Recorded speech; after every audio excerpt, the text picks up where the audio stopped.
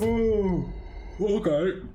Good morning, everyone. Good afternoon, and good evening as well. Today is Monday. Today is the start of the week. It's a pretty bad day as usual. So I am here to give you a PSA. I'm here to give you some information about a question that will start popping up in players' minds soon enough, which is, what gear do I need to have to start leveling in Dragonflight? You know, what item level does my character need to have to start the leveling process in Dragonflight without making it miserable, without making it way too slow, without having to LARP as someone playing in vanilla WoW and having to pause to eat and drink every 2 pulls because my gear is garbage. That's the question, right? It happened to all of us. It happened to me as well, even in BFA, as I was getting into Shadowlands and I leveled at the release of Shadowlands my monk and my druid. They were not max level in BFA. I wasn't playing them in BFA, so I had to start thinking about having good enough gear for the upcoming expansion.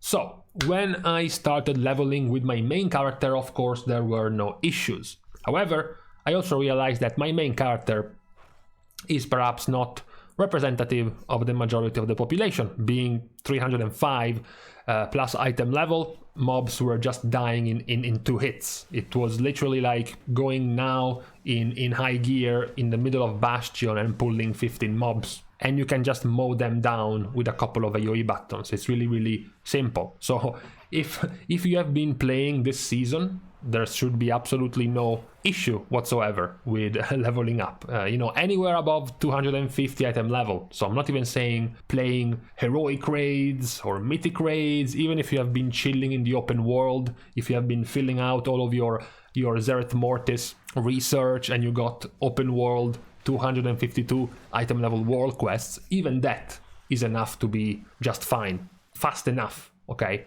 Then I started leveling with a pre-made character. So something that Blizzard gives us, a pre-made character for leveling, and this character was given with 180 item level. So right now, of course, in Shadowlands, 180 item level is quite low. 180 is below anything in current content. It's even below anything from previous season, basically from Sepulchre season. 180 was even essentially the equivalent of normal / mythic 0 gear at the start of Shadowlands. So like almost 2 years ago. In that 180 item level, things started getting a little bit more slow, okay? It's a little bit more grindy. You have to actually use more abilities than 2 to kill enemies. It can get quite slow. Pulling 3 mobs at once starts getting nowhere near as deadly or dangerous. I'm not trying to be dramatic, but it's gonna slow things down. It's not as, let's just say, it's not as enjoyable to take more time dealing with mobs with that low of an item level. What I realized, however, is that what's gonna happen if you use a boost, right? Because if you buy Dragonflight, I believe from the Heroic Edition up, or maybe all of the editions of Dragonflight, you get a free level 60 character boost. That could be a way for players to choose their new character, especially if you're not an altoholic, or if you haven't played all of your characters to max level in Shadowlands. You might decide, I have a mage, I have a warlock and a priest, but I want to play a melee spec next expansion. I haven't really played melee specs up to now, so I'm gonna just pick my boost and boost a rogue, boost a warrior, boost a death knight. Here's the thing, when you boost a character, as Blizzard tells us, you're gonna get item level 148. So the pre-made character you get in the beta to level is 180, and that's somewhat slow already. It's not where you want to be if you want to start leveling in Dragonflight. And now the boost for Shadowlands, currently available to everyone who pre-purchased Dragonflight, is at even lower of an item level, 148. So the question then is, what should you do to get to a decent enough item level, and when is that decent enough item level coming? Now, before we talk about what's not even in the game, which might come, but we don't know it yet, so let's leave it up for later. The first thing to point out is the free gear you can get in Zereth Mortis. That's the simplest one. In Zereth Mortis, there is going to be a vendor selling you gear for anima. You can pretty much near get an entire set of gear, an entire set of 226 item level gear for 7,000-8,000 anima. As long as you have 7,000 to 8,000 anima with one of your main characters, these are bind on account. So there's your answer. You go there with your main, you pick up the entire catalog and you send it to one of your alts, any one of your alts, and they will be at around 226 item level. That's very simple. Also, you don't even have to worry about other things. Don't think about current expansion stuff you need, because it won't work in Dragonflight. So don't worry about it's an alt without legendaries. It's an alt without tier sets. It's an alt that hasn't even leveled up covenants. Doesn't matter. As soon as the Dragonflight expansion launches, all of that stuff becomes irrelevant. The only thing that matters is the item level. That's the simplest one, especially for non-new players or non-returning players. So anyone who has played even a little bit, where you have access to anima, all you have to do is spend 7,000 to 8,000 with these bind on account pieces and then send them to the alt you just boosted. Again, 226 is perhaps not the gold standard I would put it as. I think at around 250 is when things start getting much more smooth in the leveling process, but 226 for practically no effort is a pretty good result. Also, considering how early we are before the release of the expansion, even if you're a returning player or a new player who hasn't gotten any of the anima yet, you can still just, at your own leisure, at your own pace, do Zereth Mortis dailies and weeklies and then gather up that 7,000 to 8,000 anima to get those pieces of gear.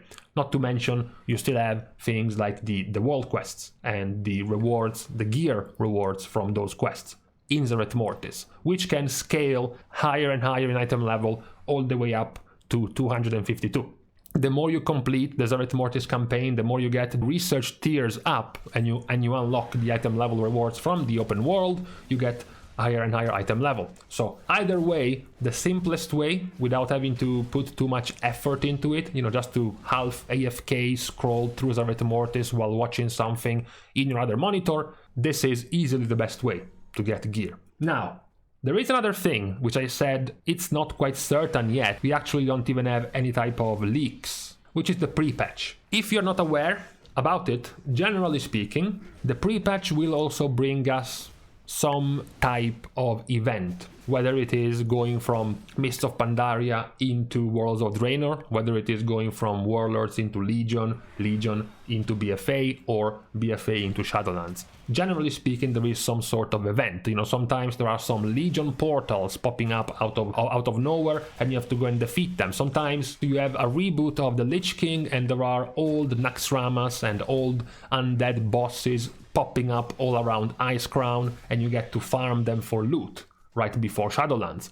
This is something that can also give you pretty good gear. Generally speaking, the best type of gear you can get if you're not doing competitive content before the release of an expansion. To put things in perspective, before the release of Shadowlands, you had, as I said, all of these bosses cyclically spawning, I think it was every 10 or every 15 minutes, all around Icecrown, and once you defeat them, they had a chance of dropping 110 item level loot.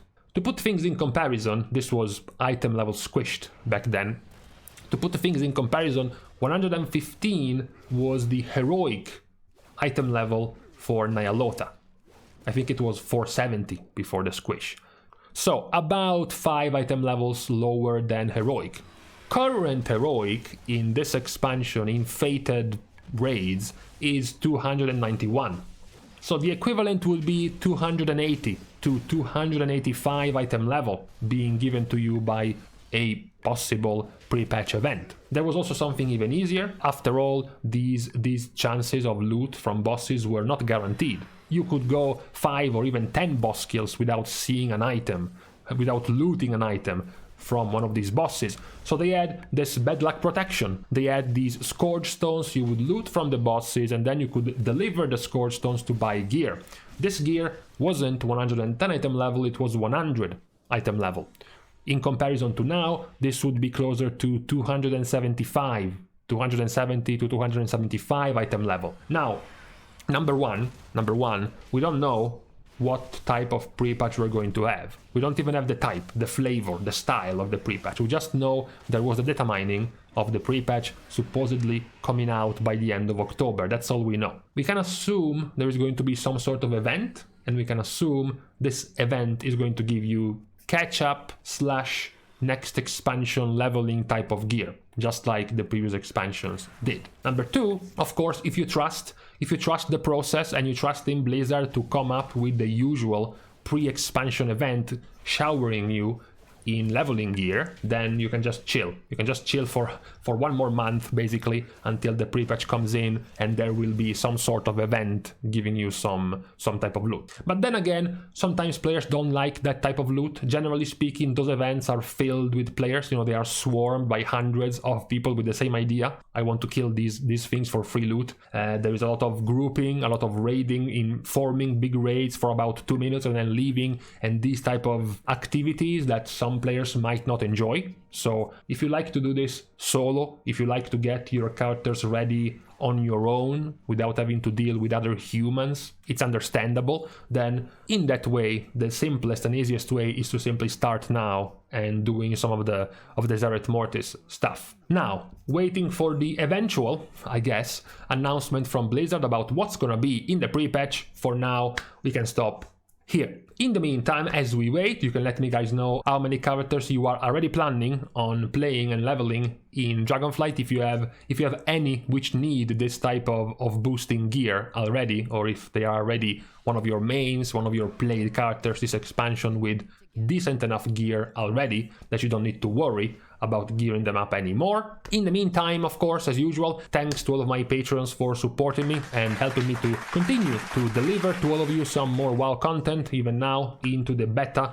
of Dragonflight. It's a good help as we continue to go through the changes of the beta, waiting for some more in-depth tuning from Blizzard and the availability of things like Mythic Plus, raiding, and some more juicy things. In the meantime, of course, if you want to support even more myself and this channel, you can like and comment down below, as well as subscribing to this channel as well. That will be much appreciated as well. And for last, for more social interactions, you can follow me on Twitter, as well as subscribing to my Patreon right here at these 2 links. With this being said and done, thank you guys again for watching. See you guys soon. And in the meantime, I'm losing my voice.